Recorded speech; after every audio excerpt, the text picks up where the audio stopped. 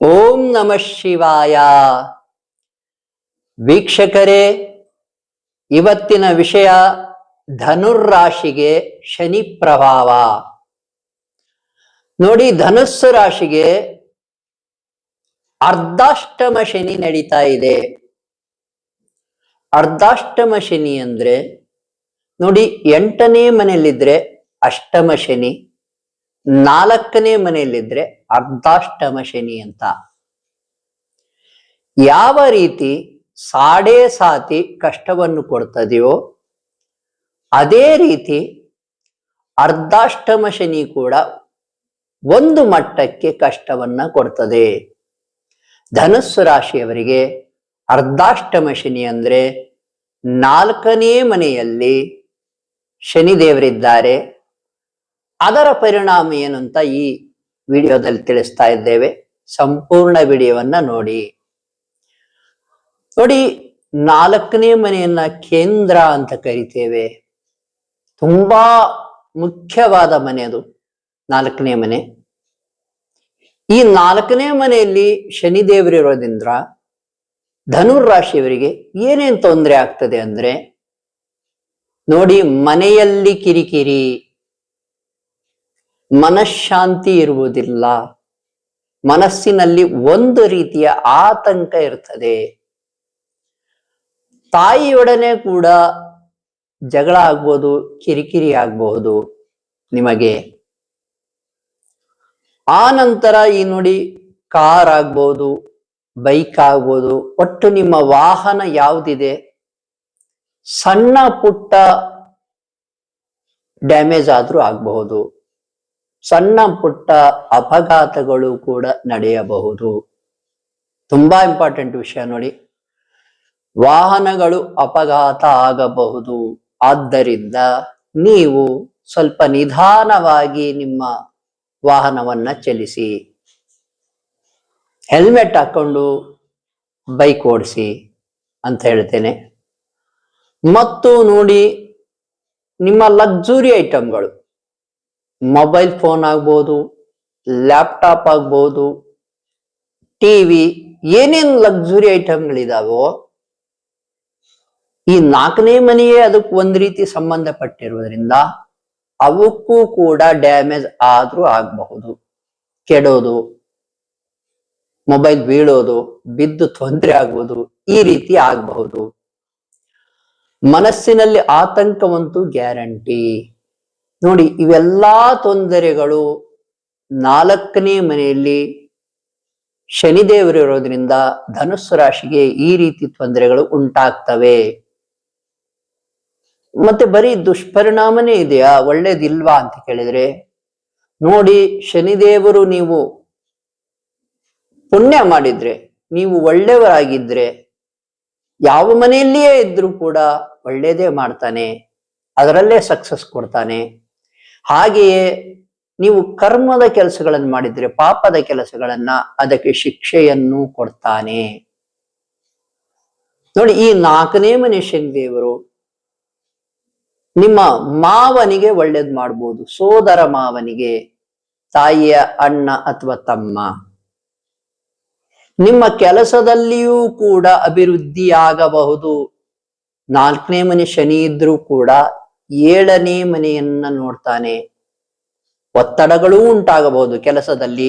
ಹಾಗೆಯೇ ಆ ಒತ್ತಡಗಳ ನಡುವೆ ಕೆಲಸದಲ್ಲಿ ಅಭಿವೃದ್ಧಿಯೂ ಕೂಡ ಆಗಬಹುದಲ್ಲ, ಆಗಿಯೇ ತಿರುತ್ತದೆ. ಹಾಗೆಯೇ ನಿಮಗೂ ಕೂಡ ನೋಡಿ, 4ನೇ ಮನೆ ಶನಿದೇವರು 1ನೇ ಮನೆಯನ್ನು ನೋಡುವುದರಿಂದ 10ನೇ ದೃಷ್ಟಿ 1ನೇ ಮನೆಗೆ ಬೀಳ್ತದೆ. ಆಗಲೂ ಕೂಡ ನಿಮಗೂ ಕೂಡ ಎಷ್ಟು ಟೆನ್ಷನ್ಗಳು ಇದ್ರೂ ಕೂಡ ನಿಮಗೂ ಕೂಡ ಒಂದು ಲೆವೆಲ್ ಗೌರವ ಪ್ರಾಪ್ತಿ ಆಗಬಹುದು. ನೀವು ಸಕ್ಸಸ್ನ ಕಡೆಗೆ ನಡೆಯಬಹುದು. ನೋಡಿ, ನೆಗೆಟಿವ್ಸ್ ಹೇಳಿದ್ದೇನೆ.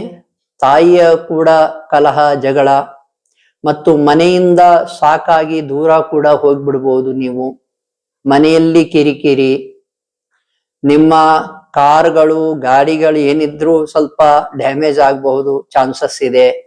ಸಣ್ಣ ಪುಟ್ಟ ಅಪಘಾತಗಳು. ಇನ್ನು ಮೊಬೈಲ್ಗಳು ಬೀಳಬಹುದು. ನೋಡ್ಕೊಳ್ಳಿ, ಲ್ಯಾಪ್ಟಾಪ್ ಮೊಬೈಲು ಕಳೆದೇ ಹೋಗಬಹುದು. ಇವೆಲ್ಲವೂ ನಡೆಯಬಹುದು. ಅವನ್ನೆಲ್ಲ ತಪ್ಪಿಸ್ಕೋಬೇಕು. ಏನ್ ಮಾಡ್ಬೇಕು ಅಂದ್ರೆ ನೋಡಿ, ಈ ದುಷ್ಪರಿಣಾಮಗಳನ್ನು ತಿಳಿಸಿದೆ. ಹಾಗಾದ್ರೆ ಇವನ್ನೆಲ್ಲವನ್ನು ಒಂದು ಲೆವೆಲ್ ತಗ್ಗಿಸ್ಬೇಕು, ಈ ಒಂದು ದುಷ್ಪರಿಣಾಮಗಳನ್ನು. ಅಂದ್ರೆ ನೋಡಿ, ಶನಿದೇವರು ಮೀನ ರಾಶಿಯಲ್ಲಿರುವುದರಿಂದ ನೀವು ಎಳ್ಳು ದಾನ ಮಾಡಬೇಕು, ಕಪ್ಪು ಎಳ್ಳು ದಾನ ಮಾಡಬೇಕು, ಕಪ್ಪು ವಸ್ತ್ರವನ್ನ ದಾನ ಮಾಡಬೇಕು. ನೋಡಿ, ಒಂದಿಷ್ಟು ದಕ್ಷಿಣೆ ಇಟ್ಟು ದಾನ ಮಾಡಿ. ಯಾಕೆಂದ್ರೆ ಯಾರು ಸ್ವೀಕರಿಸುತ್ತಾರೋ ಅವರಿಗೆ ಖುಷಿ ಆಗ್ಬೇಕು, ಅವರು ತೃಪ್ತರಾಗಬೇಕು. ಆದ್ದರಿಂದ ಎಳ್ಳು ದಾನ ಮಾಡಿ, ಕಪ್ಪು ವಸ್ತ್ರವನ್ನ ದಾನ ಮಾಡಿ. ವಸ್ತ್ರವನ್ನು ಚಲೋ ವಸ್ತ್ರವನ್ನೇ ದಾನ ಮಾಡಿ ಅವ್ರು ಉಪಯೋಗಿಸ್ಬೇಕು. ಅಂತದ್ದು ತುಂಬಾ ಚೀಪ್ ಆಗಿರೋದು ದಾನ ಮಾಡಬೇಡಿ. ಚಲೋ ವಸ್ತ್ರವನ್ನೇ ದಾನ ಮಾಡಿ. ಸಾಧ್ಯವಾದರೆ ಅನಾಥಾಶ್ರಮಗಳಲ್ಲಿ ಅಥವಾ ವೃದ್ಧಾಶ್ರಮಗಳಲ್ಲಿ ನೀವು ಪುಳಿಯೋಗರೆ ದಾನ ಮಾಡಿ. ಯಾವುದು ಸಿಗ್ತಾ ಇಲ್ಲ ಅಂದ್ರೆ ದೇವಾಲಯಗಳಲ್ಲೇ ಮಾಡಬಹುದು. ಪುಳಿಯೋಗರೆಯನ್ನು ಕೂಡ ದಾನ ಮಾಡೋದ್ರಿಂದ ಶನಿದೇವರು ತೃಪ್ತರಾಗ್ತಾರೆ. ಈ ಒಂದು ಶನಿಯ ಪ್ರಭಾವದಿಂದ ಸ್ವಲ್ಪ ಮಟ್ಟಿಗೆ ನೀವು ದೈವ ರಕ್ಷಣೆಯನ್ನ ಪಡೆಯಬಹುದು. ಏನು ಕಷ್ಟ ಬರ್ತದೆ ಅದು ಸ್ವಲ್ಪ ಕಡಿಮೆ ಮಟ್ಟದಲ್ಲಿ ಬರುವ ಸಾಧ್ಯತೆ ಇರ್ತದೆ. ಆದ್ದರಿಂದ ಈ ದಾನಗಳನ್ನು ಮಾಡಬೇಕು. ಧ್ಯಾನವನ್ನು ಮಾಡೋದಾದ್ರೆ ಓಂ ಶಂ ಶನೇಶ್ಚರಾಯ ನಮಃ, ಈ ಧ್ಯಾನವನ್ನ ಸಾಯಂಕಾಲದ ನಂತರ ಮಾಡಿ, ಕತ್ತಲಾದ ಮೇಲೆ.